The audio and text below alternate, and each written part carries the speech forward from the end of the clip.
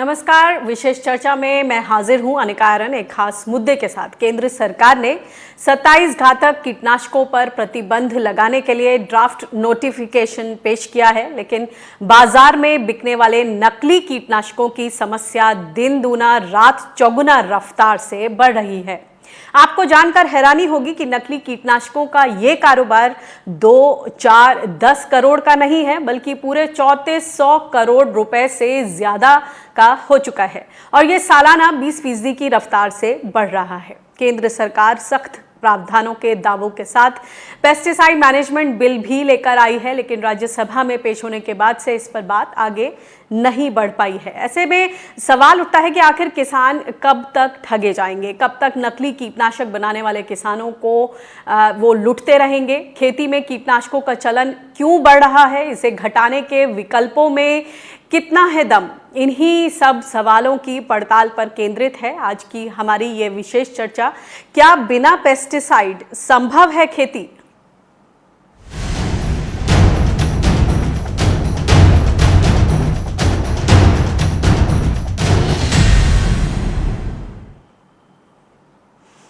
और इस पर और ज़्यादा बातचीत के लिए हमारे साथ एक खास पैनल मौजूद है। हमारे गेस्ट हैं उमेंद्र दत्त जी, जो कि एग्जीक्यूटिव डायरेक्टर हैं खेती विरासत मिशन से, डॉक्टर अजीत सिंह, जो कि चेयरमैन हैं technical committee crop federation of India, और हमारे साथ हैं डॉक्टर रमेश अरोड़ा, जो कि रिटायर्ड प्रोफेसर हैं पंजाब एग्रीकल्चर यूनिवर्सिटी से और ये इंटीग्रेटेड पेस्ट मैनेजमेंट और सस्टेनेबल एग्रीकल्चर पर कंसल्टेंट हैं। आप तीनों मेहमानों का बहुत बहुत स्वागत है। तो आज की इस विशेष चर्चा को हम इसलिए कर रहे हैं क्योंकि हमारे पास ऐसे तमाम बाइट्स आए हैं, किसानों की तरफ से इस तरह के वीडियोस आ रहे हैं जहां वो परेशान हैं क्योंकि जो सब स्टैंडर्ड पेस्टिसाइड्स है उसकी शिकायत कर रहे हैं और उसकी वजह से वो अपनी फसल ठीक तरह से नहीं ले पा रहे हैं। उत्पादन के फ्रंट पर बड़ी सारी चुनौतियां हैं। सबसे पहले हम उनको सुन लेते हैं कि उनका क्या कहना है, किस तरह की परेशानियां हैं। महकमे ने किते छापा नहीं मारिया, किते दवाई चैक नहीं की, नकली दवाइयां वड्डी पੱਧਰ ਤੇ ਵਿਕ ਰਹੀਆਂ ਹਨ। किसान मजबूरी बस जो कि पैसा कोल नहीं हुंदा उधार दुकानां तो लैंदे हन ते दुकानदार भी वड्डी पੱਧਰ ਤੇ नकली दवाइयां दिंदे हन, जिस करके किसानां दा आर्थिक पक्षों भी नुकसान हुंदा ते फसल का भी नुकसान हुंदा है। पैसा किसान नूं देना हुंदा है, पर किते भी पिंड दे विच किते भी कैंप ला के खेतीबाड़ी विभाग वालों किसानां नूं जागृत नहीं किया जा रहा। कृषि विभाग है, खेतीबाड़ी महकमा है, जहाँ पंजाब सरकार है, उसे जो नकली दवाइयाँ बहुत सारी मार्केट में आ जाती है तो किसानों को बहुत सारी मुश्किलों का सामना करना पड़ता है। तो ऐसे जो कृषि विभाग है, खेतीबाड़ी महकमा, वो उनको चाहिए है कि वो खेतों में जाए, किसानों को बताए कि समय सिर केड़े समय पर केड़ी दवाई का इस्तेमाल करना है। किसानों को दोनों हाथों से लूटा जा रहा है और अधिकारी के कान में जू तक नहीं रेंग रही है। कृषि विभाग के जितने भी अधिकारी हैं वो मौन हुए बैठे हैं। हमें तो संदेह है कि इस व्यापार को बढ़ावा देने वाले भी कृषि विभाग अधिकारी और नेता ही हैं, क्योंकि अगर ये नेता और व्यापारी अमानक स्तर की पेस्टिसाइड दवाई, खाद बीज पर अगर नकेल कस दें तो किसान को इस बड़ी लूट से बचाया जा सकता है। जो आम फार्मर्स हैं उनको इंसेक्टिसाइड्स की जो अवेलेबिलिटी है उनको असली नहीं मिल रहे हैं। इंसेक्टिसाइड्स स्पूरियस इंसेक्टिसाइड्स की अवेलेबिलिटी है। थोड़े लोगों का ये भी एस्टिमेट है कि कम से कम आधे जो इंसेक्टिसाइड्स हैं वो स्पूरियस हैं। तो अगर ऐसी बातों का भी अगर फैसला हो जाएगा तो फार्मर्स के लिए भी अच्छा रहेगा। बहुत लोग ये बोलते हैं, एडवोकेट भी करते हैं कि फार्मर्स को आम जो फार्मिंग है, आम जो खेती है उसे छोड़कर ऑर्गेनिक फार्मिंग की ओर उनको ट्रांसफ़र होना चाहिए। अच्छी बात है, वो एवरीबडी एग्रीज। लेकिन फिर इसमें एक बात ये भी है कि जब फार्मर आम खेती छोड़कर अगर ऑर्गेनिक की ओर वो जब होते हैं ट्रांसफ़र, तो जो उनके इनिशियल जो ईयर्स हैं उसमें जो उत्पादन है वो इफेक्ट होता है। जो स्टार्टिंग ईयर होता है उसमें तो उत्पादन आधा तक होता है, उसके अगले साल थोड़ा इंक्रीज़ होता है, फिर थोड़ा इंक्रीज़ होता है। तो अनलेस एंड अनटिल ये जो ऐसी जो बातें हैं अगर उनको भी फैक्टर इन हम नहीं करेंगे तो फार्मर्स आम खेती से ऑर्गेनिक खेती की ओर ज़्यादा आकर्षित एकदम नहीं होंगे। तो आपने सुना कि किसानों को तमाम तरह की दिक्कतें पेश आ रही हैं। किसानों का ये भी कहना है कि कितने ही किसान जो दूर दराज इलाकों में जो छोटी छोटी दुकानें हैं उस पे जब लेने जाते हैं कोई दवाई छिड़कने के लिए, तो खास तौर से जो 2-4 दिक्कतें हैं, व्यवहारिक दिक्कतें ज़मीन पर, कि वहाँ जिसने लाइसेंस लिया होता है वो व्यक्ति ना होकर कोई और बैठा होता है, वो किसानों को किस मात्रा में डोज डालनी है अपने हिसाब से बता देते हैं।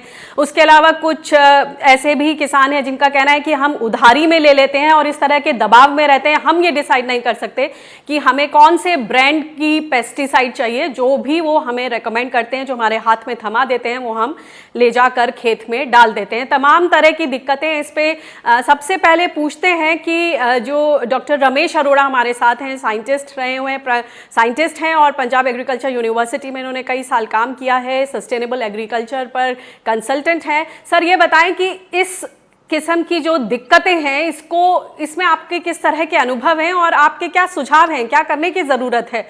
नकेल कसने की ज़रूरत है? मॉनिटरिंग होनी चाहिए? क्या करने की ज़रूरत है सेंटर और स्टेट गवर्नमेंट को? आपने बिल्कुल ठीक जगह पे हथौड़ा मारा है। नकली दवाइयों का, नकली कीट, मैं कहूंगा भी जीवनाशक, पहली बात तो हमें इनको दवाई बिल्कुल नहीं कहना चाहिए। ये कीटनाशक और जीवनाशक जहर हैं, तो इनका प्रयोग इसी हिसाब से किया जाना चाहिए कि हम कोई जहर का प्रयोग कर रहे हैं क्योंकि जरूरी है। तो नकली दवाओं की सबसे बड़ी समस्या ये है कि इनको पैदा करने वाले, बनाने वाले जो हैं, उनको राजनीतिक संरक्षण है। राजनीतिक संरक्षण की वजह से उनके खिलाफ एक्शन नहीं हो पाता। दूसरा ये है कि कीटनाशक और जीवनाशक जो बाजार में मिल रहे हैं उनकी टेस्टिंग के लिए लेबोरेटरीज होनी चाहिए, सिर्फ पब्लिक सेक्टर में ही नहीं, प्राइवेट सेक्टर के अंदर भी NABL जो गवर्नमेंट की सर्टिफाइड लेबोरेटरीज होनी चाहिए, जहां पर उसको कोई भी पेमेंट करके टेस्ट करा सके। अगर टेस्टिंग के लिए एक तो उपकरण चाहिए और दूसरा वैज्ञानिक चाहिए, तो उपकरण भी होने चाहिए और वैज्ञानिक भी होने चाहिए। फिर अगर प्राइवेट और पब्लिक सेक्टर के अंदर NABL एक्रेडिटेड लैब्स होंगी तो उनकी क्वालिटी को टेस्ट किया जा सकता है और किसान को ठगा नहीं जा सकेगा। अभी बहुत कम लेबोरेटरीज हैं और सारी की सारी पब्लिक सेक्टर में हैं और उनके अंदर भी काफियों के अंदर ट्रेंड साइंटिस्ट भी कम हैं और सामान भी, जो उपकरण चाहिए वो भी उतने नहीं है। इससे किसान का नुकसान है, देश का नुकसान है और पेस्टिसाइड इंडस्ट्री, जो कि कोई कंपनी मेहनत करके करोड़ों अरबों रुपया खर्च करके एक नया प्रोडक्ट लाती है, उसकी जगह जाली प्रोडक्ट बहुत ही सस्ती कीमत पे लाके और वो सारा पैसा वो कमा के ले जाता है और वो कंपनी देखती रह जाती है। तो जाली कीटनाशकों पे अंकुश लगाना बहुत जरूरी है। पहली चीज जी, मैं एक बार डॉक्टर अजीत से इस पर रिएक्शन लेना चाहूंगी। जब आपने इंडस्ट्री की बात की है, मुझे लगता है कि इंडस्ट्री को भी खासा नुकसान उठाना पड़ रहा है। डॉक्टर अजीत, किस तरह का नुकसान? जो सब स्टैंडर्ड पेस्टिसाइड्स हैं, पहले तो ये बताएं कि बाजार में कितने पैमाने पर इस तरह के स्प्यूरियस या सब स्टैंडर्ड पेस्टिसाइड्स हैं, और अगर हैं तो उसमें इंडस्ट्री को किस तरह का असर पड़ा है और आप लोग की तरफ से किस तरह के प्रोएक्टिव मेजर्स कि किसानों को सही दवा, सही पेस्टिसाइड, जीवनाशक मिल सके? देखिए, सबसे पहले तो मैं इस विषय को एक परिप्रेक्ष्य में रखना चाहता हूं। वो ये है कि जो डेटा पब्लिक फोरम पर कोट किए जाते हैं, अभी आपने भी कोट किया, 3,500 करोड़ की नकली दवाइयां और 20% के हिसाब से वो बढ़ रही है, इत्यादि इत्यादि। और आपके चैनल पर मैंने देखा उसमें फिक्की रिपोर्ट का जिक्र आया, उसी को लेकर के। तो मैं मानता हूं आप फिक्की रिपोर्ट की बात करते हैं, तो सबसे पहले फिक्की की रिपोर्ट की विश्वसनीयता जान लेते हैं। देखिए, फिक्की रिपोर्ट स्पॉन्सर्ड की गई कुछ कंपनियों से जो मल्टीनेशनल कंपनियां हैं, उनका उद्देश्य सिर्फ एक, कि भारत को नकली दवाओं वाला देश पेंट किया जाए। अब उनके फिगर की बात कर लेते हैं। 2015 में ये रिपोर्ट आई। 2015 में पेस्टिसाइड की मार्केट करीब करीब 15,000 करोड़ थी। 30% वो बता रहे हैं कि नकली दवाई है। इसका मतलब 4,500 करोड़ रुपए की नकली दवा है उनके हिसाब से, और ये 20% के हिसाब से बढ़ रही है। आप मुझे लगाइए पिछले 5-7 साल में ये दवा 20% के हिसाब से करीब 16-17 हजार करोड़ पहुंच जाती है, और आज की टोटल मार्केट भी इतनी है। तो मुझे ये समझ में नहीं आता है, वो ये कहना चाहते हैं आज की तारीख में भारतवर्ष में 100% पेस्टिसाइड जो है नकली पेस्टिसाइड है। ये सत्य से परे है। अनिका जी, आपको साफ तौर पे बताता हूं। देखिए, भारत विश्व का चौथा देश है पेस्टिसाइड बनाने वाला, और यहां पर करीब 18,000 करोड़ की पेस्टिसाइड डोमेस्टिकली अपने देश में इस्तेमाल होती है, और इतनी 18,000 करोड़ पेस्टिसाइड का एक्सपोर्ट होती है। ये एक्सपोर्ट जो है उन कंट्रीज में होती है जहां पर इन कंपनियों का, विदेशी कंपनियों का बोलबाला है। वो नहीं चाहते हैं कि भारत देश से कोई पेस्टिसाइड एक्सपोर्ट हो। तो सबसे बढ़िया इलाज है इस देश को ऐसे पेंट करो कि यहां तो 100% नकली दवाई बिक रही है। मैडम, अगर 100% नकली दवा बिक रही है तो आप मुझे बताइए, भारत जो है दुनिया का दूसरा सबसे बड़ा एग्रीकल्चर प्रोड्यूसर क्यों है? भारत क्यों 400 बिलियन यूएस डॉलर से भी ज्यादा पैदा करता है खाद्यान्न, और सिर्फ 50,000 मीट्रिक टन पेस्टिसाइड यूज करता है? और यूएसए हमसे कम है, हमसे आधे से भी कम प्रोड्यूस करता है, और 4 लाख मीट्रिक टन पेस्टिसाइड वहां पर यूज होता है, 4 गुना। आप मुझे मैडम बताइए, अगर ये दवाएं नकली हैं तो सच्चाई क्या है? इस पर आपको जाना पड़ेगा। देखिए, नकली दवा, नकली कोई चीज, ये पूरे विश्व की समस्या है। मैं ये नहीं कहता हूं नकली दवा नहीं है, नकली दवा है और जरूर है। और जो नकली दवा है, डॉक्टर रमेश ने कहा कि भाई इस पर, आपने कहा कि भाई इस पर नकेल कसनी चाहिए, मैं आपसे पूरी तरह सहमत हूं। मैं कहता हूं ये परसेंट कुछ भी हो, लेकिन बड़ा भारी नुकसान कर रही है हमारे किसानों का और हमारा देश का। इस पे नकेल कसनी चाहिए। डॉक्टर रमेश जी इस पे प्रकाश डाल चुके हैं जी। तो ऐसे में अजीत जी, मैं यही पूछना चाहूंगी, इसको जो विश्वसनीयता है स्टैटिस्टिक्स की, उस पर विवाद हो सकता है, लेकिन कुल मिलाकर जो किसानों में ये जो मानना है कि हमें ठीक तरह से जानकारी नहीं मिलती, कोई और व्यक्ति दुकान पे बैठा होता है, वो जिस तरह की डोज दे देता है, हम उसे इस्तेमाल कर लेते हैं, और कई बारी वो 90%, 85 से 90% किसान उधारी के दबाव में होते हैं। तो ऐसे में इंडस्ट्री से मैं चाहूंगी कि किस तरह के आप सुझाव सामने रखेंगे कि किसानों को अंततः ठीक तरह की दवा मिले, और इस पर हम बाद में आएंगे कि दवा की कितनी जरूरत है या नहीं, ये एक अलग सवाल। बात बिल्कुल सही कही है कि किसान उधारी पर दवा खरीदता है। सारी प्रॉब्लम की जड़ यहां शुरू होती है। उधार से दवा खरीदता है, उसको डीलर जो है रसीद नहीं देता है। जब तक रसीद नहीं देता है, दवाई की विश्वसनीयता पर प्रश्न चिन्ह लगता है। मैडम, एजुकेट करने की जरूरत है। वो अगर उधार लेता भी है, उसको कहना चाहिए, भैया मुझे रसीद दो इसकी, मैं जानना चाहता हूं कौन सी दवा है, कौन से कंपनी की दवा है, और उसका राइट बनता है। अगर उससे लगता है, जैसे डॉक्टर साहब ने बताया, रमेश जी ने बताया कि भाई उसकी NABL लैब में जाके टेस्ट करा सकता है, अगर उसमें कुछ गलत पाया गया तो उसके ऊपर वो दावा कर सकता है, लेकिन वो तभी कर सकता है जब उसके पास रसीद होगी। रसीद लेता ही नहीं है। तो आप इस बात को सुनिए, वैज्ञानिक क्या कह रहा है, इंडस्ट्री क्या कह रही है। सर, एक और दिक्कत जो सामने रखी है किसानों ने कि हमारे देश में बहुत ही clearly defined agro climatic zones हैं। अब किसी इलाके में पता है कि इस तरह की बीमारी, इस तरह के कीट का अटैक होता है या फफूंदी का अटैक होता है, तो उसी से संबंधित दवाइयाँ उस इलाके में उपलब्ध होनी चाहिए। उसके अलावा दवाइयाँ जो उपलब्ध हो रही हैं उनका कोई मतलब नहीं है। ये सब जो चीज़ें, जो व्यवहारिक दिक्कतें हैं, इसको किस तरह से दूर किया जाए? कैसे इंश्योर किया जाए कि किसी एक पर्टिकुलर इलाके में वही दवाइयाँ हों और उस पर पूरी मॉनिटरिंग हो, हर थोड़े थोड़े समय पर उसके रेजिड्यू लिमिट की चेक हो? नहीं, देखिए, रेजिड्यू लिमिट की का विषय दूसरा है, लेकिन जो आप बात कह रही हैं एग्रीकल्चर जोन्स हैं, उसके हिसाब से दवाइयाँ होनी चाहिए, वो दवा मिलनी चाहिए। इसको जो है पंजाब गवर्नमेंट को कम से कम मैं कह सकता हूँ, जिसके लिए कि पंजाब एग्रीकल्चर यूनिवर्सिटी के लिए हमारी इतनी रिस्पेक्ट है, उन्होंने किसानों के लिए इतना काम किया है, वो निकालते हैं एक पैकेज ऑफ प्रैक्टिसेस। सारा कुछ लिखा हुआ है मैडम, कौन सी बीमारी, कौन सी दवा, किस मात्रा जी। में, किस समय उपयोग की जाए, आप उसको पढ़िए, उसको फॉलो कीजिए। मैं नहीं समझता हूं कि इसमें कुछ भी प्रॉब्लम हो सकती है। प्रॉब्लम जब होती है जो सही दवा इस्तेमाल नहीं करते चलिए, हम रिकमेंडेशन पंजाब के में हिसाब से। सीधे सही उमेंद्र दत्त जी के पास जाते हैं, जो कि किसानों के बीच प्राकृतिक ऑर्गेनिक खेती पर खासा काम कर रहे हैं, उनको जागरूक बना रहे हैं। उमेंद्र जी, आपका किस तरह की प्रतिक्रिया है जिस तरह के सुझाव सामने रखे अजीत जी ने और डॉक्टर रमेश ने, कि व्यवहारिक दिक्कतें क्या आ रही हैं किसानों को जब हम नकली या सब स्टैंडर्ड में कहूँ पेस्टिसाइड्स की बात करते हैं, तो किस तरह से किसानों को बचाया जा सकता है?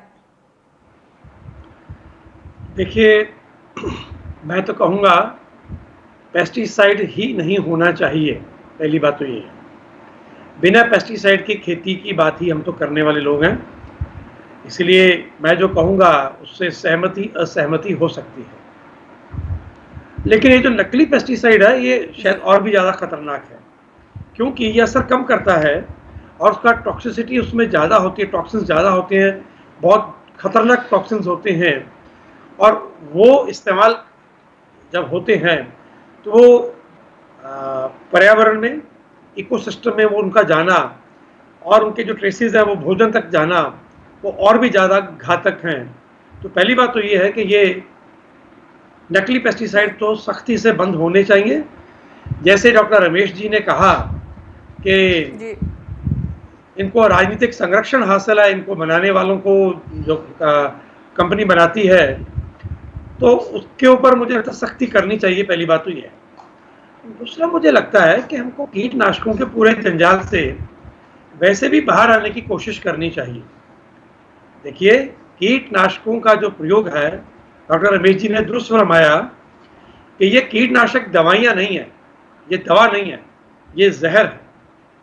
और कीटनाशक का खेती में प्रयोग मतलब, खेती का मतलब भोजन, आहार, और भोजन का मतलब स्वास्थ्य और पोषण। So agriculture is food and food is equal to nutrition and health. तो हम अपने पूरा जो न्यूट्रिशन का सिस्टम है, जो हेल्थ का सिस्टम है, हम उसको जहरीला कर रहे हैं। तो मुझे लगता है बहस शायद एक कदम और आगे जानी चाहिए। और उमेंद्र जी, इस पर एक सोच ये भी सामने है कि अगर इतनी ही अच्छी जैविक खेती, प्राकृतिक खेती है, तो हम तो सालों से इस तरह की खेती कर रहे थे, फिर हमें इसकी जरूरत ही क्यों पड़ी? हाँ, कुछ कारणवश हम केमिकल खेती की तरफ गए। एक ये सोच बहुत भी ही अच्छा है। उम्दा सवाल किया। मैं चाहूंगा कभी आपके टीवी पर भास्कर सावे का जो ओपन लेटर लिखा उन्होंने MS स्वामीनाथन को, जरा उस पर चर्चा करवा ली जाए, ठीक है ना? क्लॉड अलवारिस को बुला लीजिएगा एक बार जरा। ये ठीक है, आपका स्टूडियो उस दिन जल जाएगा, मतलब आग निकलेगी इसमें से, टीवी में से, तो जरा क्लॉड अलवारिस को बुलाइए जरा। सत्य का दूसरा पक्ष भी है। देखिए, हमने एक ही तरह का कृषि जो है मॉडल, उसको प्रोत्साहित किया, उसको आगे बढ़ावा दिया, और कुछ लोगों को हमने देवता मान लिया, भगवान मान लिया। यह गलती थी। खेती उसके बिना हो सकती थी। लोगों ने चेताया था कि नहीं भैया, इसके बिना भी बात कर लो, तो आपने नहीं की। और दूसरा, अगर आप मान लिया आपने कीटनाशकों का प्रयोग हरित क्रांति के शुरुआत में किया, 66, 67, 68 में शुरू किया आपने, लेकिन वो सन 74, 75 आते आते उसके परिणामों के बारे में मालूम होना शुरू हो गया था, प्रभावों के बारे में। और रिचर्ड कार्सन की जो किताब है वो तो 62 में ही आ गई थी ना जी। तो मुझे लगता है वो साइलेंट स्प्रिंग, राइट, तो उसके बारे में तमाम जानकारियां थी। WHO बोल रहा था पेस्टिसाइड एक्शन नेटवर्क बोल रहा था और कई संगठन बोल रहे थे इसके बारे में, तो हमने तो उसका किया ही नहीं। जैविक खेती ही हल है। और जैविक खेती के ऊपर काम किसने किया? मैं ये कहूँगा देश के हर जिले में, लगभग हर जिले में कृषि विज्ञान केंद्र हैं। हर प्रदेश में न्यूनतम 1 और कुछ प्रदेशों में 2, 3, 4 भी कृषि विश्वविद्यालय हैं। तो हमारी कितनी प्रतिशत वैज्ञानिकों की जो वर्क फोर्स है वो जैविक कृषि पे काम कर रही है। हमारी जो यूनिवर्सिटियां हैं, इनका रिसर्च का एजेंडा क्या है? ये रिसर्च किस पर कर रही हैं? पिछले 25, 30, 40 साल से किस किस मुद्दे पर रिसर्च हुई है? इस पर मैं डॉक्टर रमेश के पास आना चाहूंगी। सर, जो इन्होंने बात रखी कि हमारी जो यूनिवर्सिटीज हैं और हमारे साइंटिस्ट हैं वो कितना काम कर रहे हैं, कुछ बताइए कि क्या है स्थिति? जब बार बार बायोपेस्टिसाइड्स की बात होती है, बायोपेस्टिसाइड्स की क्या स्टेटस है इस देश में? इस पर मैं कुछ आपसे चाहूंगी कि आप बताएं हमारे दर्शकों को। हाँ जी मैम, उमेंद्र जी ने बहुत अच्छी बात कही कि हमें अल्टरनेटिव मॉडल की तरफ देखना चाहिए। इसमें मेन समस्या यही आती है, अगर आप थोड़ा सा समय में पीछे जाओ, 1965-66 के अंदर भारत के अंदर बहुत ज्यादा भुखमरी हो गई थी, खाने को नहीं मिलता था। हमारे घर में खुद लाल रोटी जो मैक्सिकन व्हीट्स आई थी, उनके आटे की रोटी 2 साल कम से कम बनी। तो अब ऐसा समय था जब ग्रीन रेवोल्यूशन मॉडल को अपनाया गया, क्योंकि देश को जरूरत थी कि एकदम से हमने अपनी प्रोडक्शन को बढ़ाना है। आबादी हमारी अभी तक बढ़ी जा रही है। मेन ये है कि हम इतना अनाज और इतने बाकी खाने की चीजें पैदा कर सके कि 140 करोड़ और आगे आने वाले समय में 170 करोड़ लोगों को खिलाने के लायक मॉडल होना चाहिए। उसके अंदर मैं कहूंगा कि जी, जैसे उमेंद्र जी ने कहा कि alternative methods of pest control भी हमें अपनाने चाहिए। सर्वपक्षी तरीके से पेस्ट कंट्रोल होना चाहिए, जैसे कि रेजिस्टेंट वैरायटी, प्रतिरोधक शक्ति वाली किस्मों के ऊपर खोज ज्यादा होनी चाहिए। बायोलॉजिकल कंट्रोल, जो जीवों के साथ पेस्ट्स का कंट्रोल है, उसके अंदर दुनिया में आज की डेट में कम से कम 350 के करीब बायोलॉजिकल कंट्रोल एजेंट रजिस्टर्ड हैं, जो कि अलग अलग देशों में अलग अलग फसलों पे अलग अलग कीड़ों के कंट्रोल के लिए यूज होते हैं। लेकिन इंडिया में कोई 10-12 हैं जो यूज होते हैं और जो कमर्शियली कंपनियां बनाती हैं। तो जब तक हमारे पास अवेलेबिलिटी ही नहीं होगी तो हम कैसे करेंगे? तो इसीलिए एग्रीकल्चर रिसर्च की रीओरिएंटेशन की जरूरत तो है कि हमें अल्टरनेटिव मेथड्स के ऊपर पहले से ज्यादा काम करना चाहिए। बायोडाइवर्सिटी अपने खेतों की बढ़ानी चाहिए। अगर बायोडाइवर्सिटी ज्यादा होगी तो पेस्ट अटैक, 50 साल पहले हम चले जाएं, पंछी इतने होते थे खेतों में, अब पेड़ भी नहीं रहे जहां पर पंछी रह सकें, पंछी भी बहुत कम हो गए। पंछी काफी सुंडियों को कंट्रोल में रखते थे, जब वो नहीं होंगे तो हमें उनको मारने के लिए कुछ ना कुछ और ढूंढना पड़ता है, चाहे वो रसायन हो चाहे वो बायोपेस्टिसाइड हो।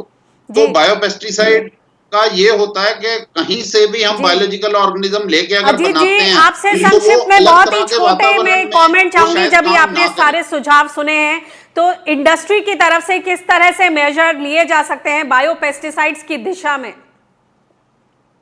देखिए, बायोपेस्टिसाइड की बहुत ही बात कर संक्षिप्त रहे में, हैं, समय बहुत की अच्छी कमी बात है। और बायोपेस्टिसाइड का उपयोग हो रहा है, इंटीग्रेटेड पेस्ट कंट्रोल का मॉडल है। ये प्राकृतिक खेती की बात करते हैं। पूरा विदर्भ का एरिया, यवतमाल जल रहा था जब पिंक बॉल बम की वहां प्रॉब्लम थी मैडम। और ये प्राकृतिक वाले लोग कहां थे? किसान जो है जान दे रहा था, कहां थे? वहां पर इंटीग्रेटेड पेस्ट कंट्रोल का एक्सपेरिमेंट करके इंडस्ट्री ने बताया। हमने वहां पर ट्राइकोग्रामा का उपयोग किया, हमने वहां पर लाइट ट्रैप का उपयोग किया, फिरोमोन का उपयोग किया और हमने उसमें पेस्टिसाइड का भी उपयोग किया। और इस तरह एक मॉडल पैदा करके हमने बताया किसानों को, इस तरह पिंक बॉलवर्म जो है कंट्रोल हो सकता है। तो ये इंटीग्रेटेड पेस्ट कंट्रोल का मॉडल हर यूनिवर्सिटी ने हर क्रॉप के लिए, हर फसल के लिए तैयार रखा है। तो उसमें कोई एब्सोल्यूट चीज नहीं कि आपको पेस्टिसाइड ही 100% यूज करनी है, आपको नेचुरल चीजें ही 100% यूज करनी है। जब जिसकी जरूरत है उस समय उसको यूज करके, तो कहीं ना कहीं जी, बहुत बहुत शुक्रिया हमारे मेहमानों का। समय की पाबंदी है, तो कहीं ना कहीं जो संतुलन शब्द है उसी को इस्तेमाल में लाना पड़ेगा, और शायद जो इंटीग्रेटेड अप्रोच है और जो ऑर्गेनिक प्राकृतिक खेती की अप्रोच है, इन दोनों को साथ साथ लेकर फिलहाल चलना पड़ेगा। आज के डिस्कशन से यही चीजें सामने आई हैं कि कम से कम जो बायो पेस्टिसाइड है वो ही एक फ्यूचर है, और उस पर भी उसको कहीं ना कहीं इनकार नहीं किया जा सकता। बहुत बहुत शुक्रिया इस चर्चा में शामिल होने के लिए। आप खबरें जारी हैं स्वराज एक्सप्रेस पर, देखते रहिए स्वराज एक्सप्रेस। मुझे दीजिए इजाजत, नमस्कार।